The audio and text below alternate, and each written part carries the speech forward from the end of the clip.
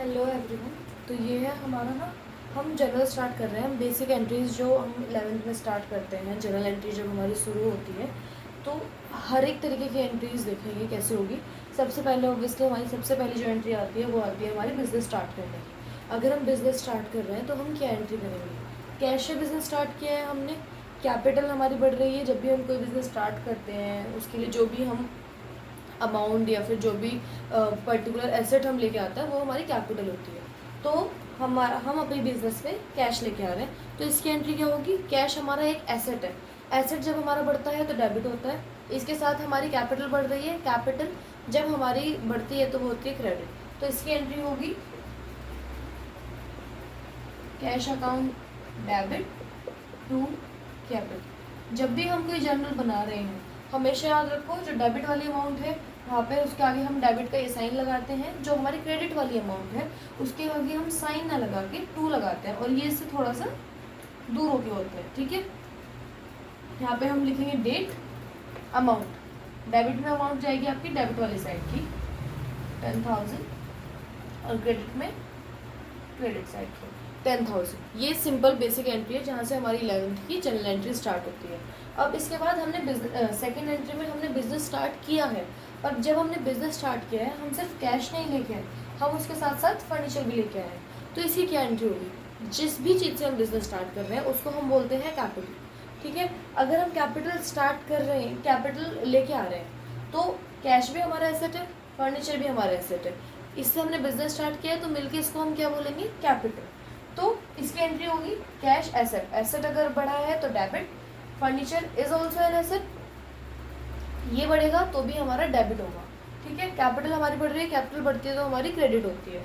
इसकी एंट्री होगी cash account debit. अब हम इसकी इकट्ठा एंट्री कर रहे हैं, इसके साथ साथ furniture account debit to capital. Capital हमारी बढ़ रही है। ठीक है, कैश कितना है? 10,000, फर्नीचर हमारा 5,000। टोटल कैपिटल हमारी कितनी बढ़ी है? फर्नीचर प्लस कैश, तो ये होगी आपकी 15,000। ठीक है, ये आपकी सिंपल एंट्री है। अब इसकी आप दो एंट्रीज भी कर सकते हो। ठीक है, दो एंट्री कैसे होगी आपकी? आपकी इसमें फर्स्ट एंट्री हो जाएगी cash account debit to capital, amount 10,000 10,000। Then furniture account debit to capital 5,000 और 5,000। दोनों में अगर हम बाद में हम जनरल के बाद लेज़र बनाते हैं तो लेज़र में हम पर्टिकुलर अकाउंट, पर्टिकुलर चीज़ का हम एक एक अकाउंट बनाएंगे। तो जब हम पर्टिकुलर कोई अकाउंट बनाएंगे तो उसमें हमारी कैपिटल कितने से क्रेडिट हो रही है? हमारी 15,000 से इस एंट्री में भी, और इस एंट्री में भी 10,000 से हम 5,000 से हैं, तो ये भी 15,000 होगा। तो आप दो अलग अलग एंट्री भी कर सकते हो, एक साथ एंट्री भी कर सकते हो। और अगर आपका ऐसा ही क्वेश्चन आ रहा है जिसमें आपके फर्नीचर के अलावा भी कुछ आ रहा है, सपोज कैश से स्टार्ट किया है आपने business with furniture 5,000 and stock. ठीक है, जो भी अमाउंट है आपको लेनी है XYZ। सपोज हम कहते हैं कि हमने बिजनेस स्टार्ट किया है कैश 10,000, फर्नीचर 5,000 एंड इसके साथ हम कहते हैं स्टॉक। सपोज किसी भी चीज़ का हम स्टॉक लेके आए, वो लाए हैं 2,000। तो इसकी एंट्री कैसे होगी? तीनों एसेट है। अब अगर तीनों एसेट हैं और हम इससे अपना बिजनेस स्टार्ट कर रहे हैं तो फर्स्ट एसेट इंक्रीज हो रहे हैं, डेबिट होंगे। क्या हम इसको मॉडर्न रूल ऑफ अकाउंटिंग से भी कर सकते हैं और traditional rule of golden rule of accounting से भी कर सकते हैं।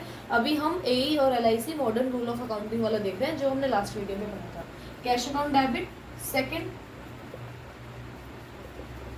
Furniture account debit, third stock account debit. जितने भी एसेट है वो बढ़े कितने में? 10,000, 5,000 एंड 2,000। ठीक है, फिर इसके बाद 2।